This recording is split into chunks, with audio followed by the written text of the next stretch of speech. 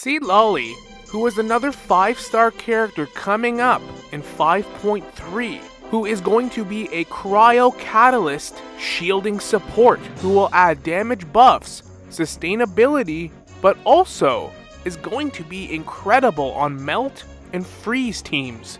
Not to say that she won't work outside of that, but she's going to be stupidly good on those teams. It's almost like she's meant to work really well with Farina and, well, Malvika. That's both coming out at the same time. And quite honestly, it seems like Hoyoverse is doing everything in their power to make me pull on this character. Not only was she hilarious in the last Archon quest, punching out Auroron, getting wasted, she definitely has one of the more fleshed out personalities of all the characters, but now, each natlan character in their overworld gameplay has a gimmick or a tool that they ride or can use to traverse. Kinich has his Spider-Man swinging around, Mulanni rides a little shark, Shilonen has her rollerblades, Kachina rides a spinning top like Link from Twilight Princess, Chaska literally rides around on a revolver, and now Malvika is going to ride a motorcycle. But what does she get? A pillow, which makes me like her just that much more. But in this video, we're going to be just going over what she does exactly, her scalings, different team options and build options. All of that seems pretty straightforward and easy, and it seems like she's going to be very free-to-play friendly. So let's dive right in. What does she do exactly? To put it simply, she scales off EM for her shield, but using the Night Soul stance, doing off-field cryo damage, being able to increase her skill with her burst. With the new artifact set in Natlan, she'll be somewhat of a Kazuha, but also being significantly more useful on melt and freeze teams, and will be incredibly versatile on many different team comps, and has an elemental mastery ascension stat. So let's start with her skill. Since her regular attacks are pretty basic and not really how she's going to be used, you're going to hit her skill and then she'll put up a shield that scales off elemental mastery. She will also get 24 Night Soul points and enter the Night Soul Blessing state. Once you switch her out for your main DPS, her companion will stay on the field keeping the shield up. But as long as Citlali has 50 Night Soul points, the shield will continuously do area of effect cryo damage.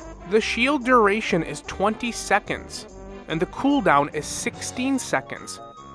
So you have 100% uptime on the shield. For her burst, you do a bombardment of area of effect cryo damage, and this will also help her restore Night Soul points. 24 points to be exact. The cooldown for her burst is 15 seconds with a 60 energy cost, so her burst is going to be important to use, preferably before her skill, in order to gain more Night Soul points, trying to hit 50 so that when you pop her skill in her shield, when you switch to the next character, you can also do intervaled cryo damage off field to cause reactions and just to do extra damage. She also has a pretty nice passive where all of the party members' Night Soul transmission cooldown is decreased by 20%.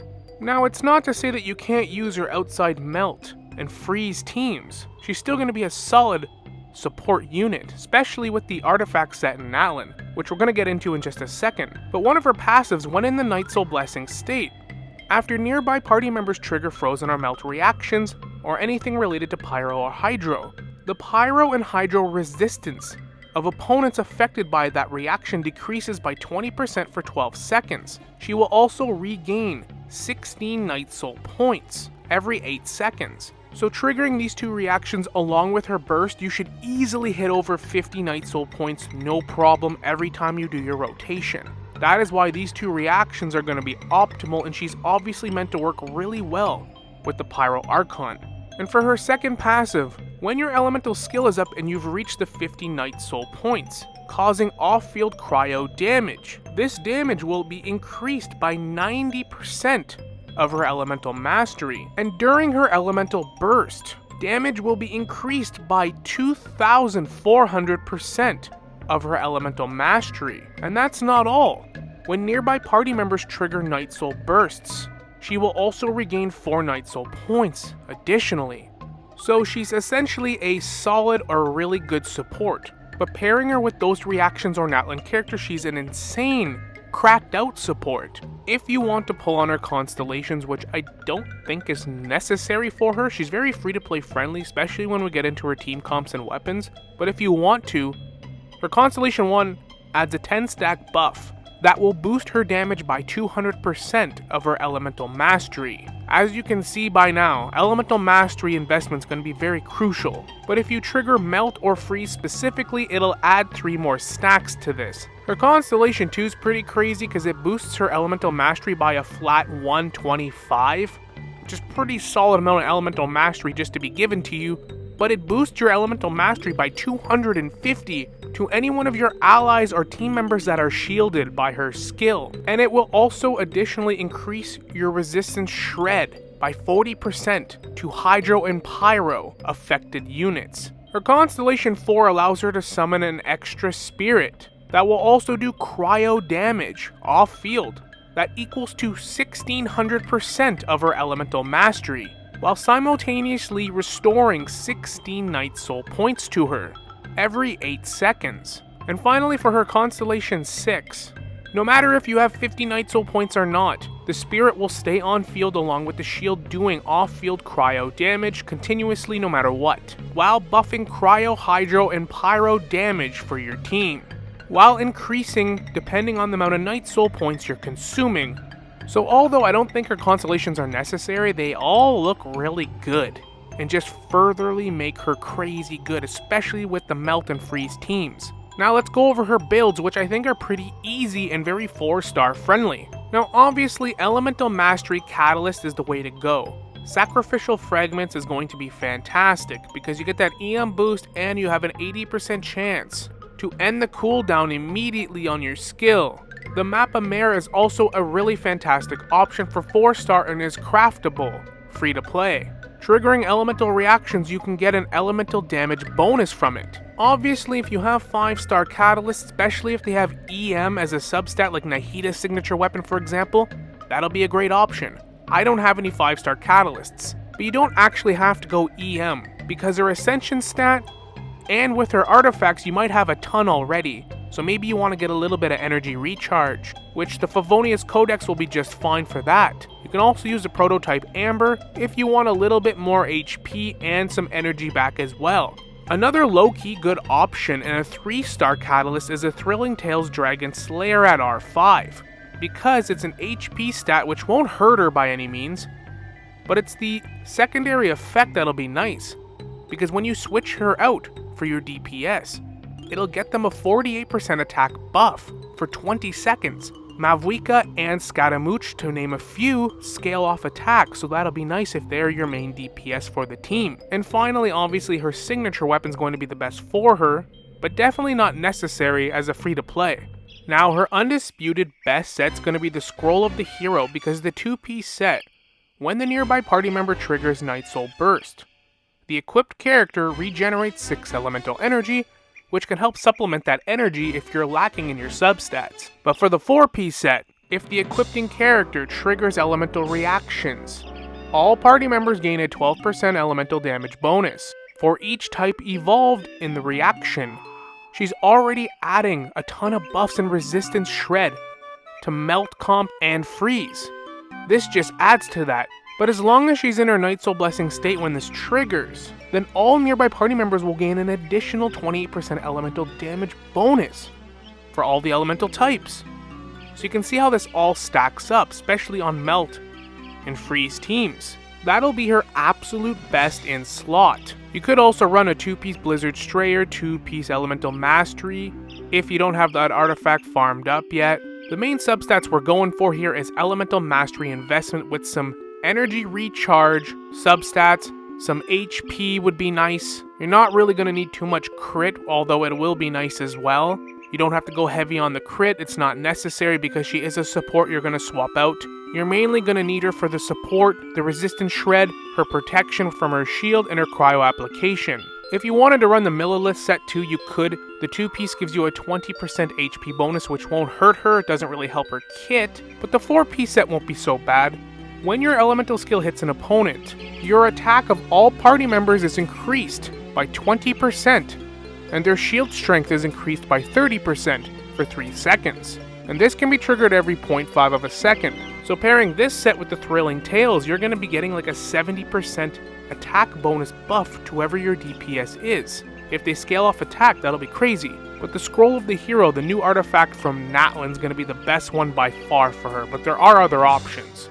I'm going to substitute Charlotte for Citlali for team comps. She's not confined to Melt and Freeze, but it's damn well going to be her best teams.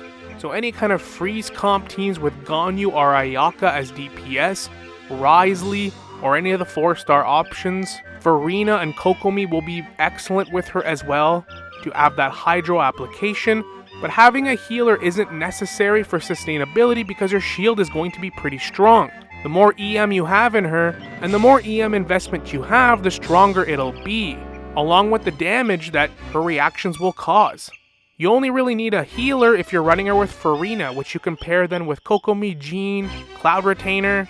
You can also pair her with another support shredder like Kazuha or Shilonen to have even crazier buffs and supports along with your DPS and your sub DPS, and causing different reactions with like Mona, Zhangling, and other supports are just going to be cracked out. Both Shenhe and Kamisato Ayato will also be incredibly good with her as well, having like a 3 Cryo, 1 Hydro team for Ultimate Freeze. There's a lot of different variations of this you could run. You could also pair her with another Cryo DPS, a Dendro unit, and a Pyro support like Mavuika, Zhangling, Dia for her off-field area of effect Pyro. When you cause the burn reaction, there's going to be lots of opportunity to cause melt. And Emily will fit on these teams as well. Theoretically too, if you play it correctly, you should be able to use her as your sole Cryo unit if you want to run a different variation of a burn team with a Pyro DPS, because with her burst and her skill doing off-field Cryo damage, it's hard to exactly pinpoint how much Cryo application she's actually going to have by herself, but it's definitely a potential option. But if you want to simply just add another Cryo unit if you're worried about her Cryo application, if it might not be enough, throw someone like Ganyu, Rosaria, or anyone that has off-field Cryo application. Along with a Pyro DPS, maybe a Dendro character, Kazuha, or another great support that can add a little bit of extra Pyro or damage buffing. And it's not like she's very confined to specific teams either. Running her with Navia and Shilonen for a Geocrystallize Melt variation will work just fine. Getting those bonuses and shield is just going to be nice in general. Or even running her with Eula will also be nice to get the Superconduct. Eula will gain a shield, so she's not taking tons of damage while being on field doing her physical damage. And you can cause some burn reactions with a Pyro unit, or you can put someone like Farina and Cookie Shinobu so that Eula's getting her Superconduct to lower physical resistance, while also getting fanfare points from Cookie Shinobu's healing, and getting that shield and buff from Citlali, from the freeze reaction from Farina. There's a lot of different team comps you can run, and yes, Melt and Freeze are definitely going to be her best pairings, but a 5-star character is an investment, and she's still going to have a lot of uses even outside of those reactions or a different mashup of different team comps. So she's not going to just be a one-trick pony that you can't use outside those reactions specifically. And like I already said, even with characters like Navia or Eula, you can still cause those reactions while having a more unorthodox approach to it. And DPS characters like the Wanderer will definitely benefit from her shield. And if you're using Thrilling Tales Dragon Slayer, we'll get that attack buff, for example. But that'll basically summarize Citlali, her kit, what she does, how she's meant to be played, as well as some build and team comp options. Personally, I wasn't really planning on pulling for this character when she first got introduced, but now that we've got to see her in the Archon quest, and now with her gameplay and her kit, she's almost looking like a must pull, especially if you're pulling for the Pyro Archon, which is probably why they're releasing them at the exact same time, along with Arlecchino that's coming out in 5.3. Wow, they're really doing us dirty, especially the free-to-play players. And I totally forgot to mention even Neuvillette. I don't actually have that character, but do any of you use him on freeze comps? Because if so, he'll also be really good. And then there's obviously Freeze or Melt Risley, who I also don't have, that'll be very good. And I mean, Shazanaya's coming up in the next region, the Cryo Archon. We're probably going to get some banger Cryo characters there as well. But with that said, let me know your thoughts in the comments. Are you excited for her? Are you planning on pulling for her? Are you torn right now because you can only pull on so many characters? Let me know your thoughts, But thank you for watching. I'm going to be covering the lore of 5.2 very shortly. I'm just trying to get through all the new story quests. in the meantime. And as always, we will see you all in the next one. Later.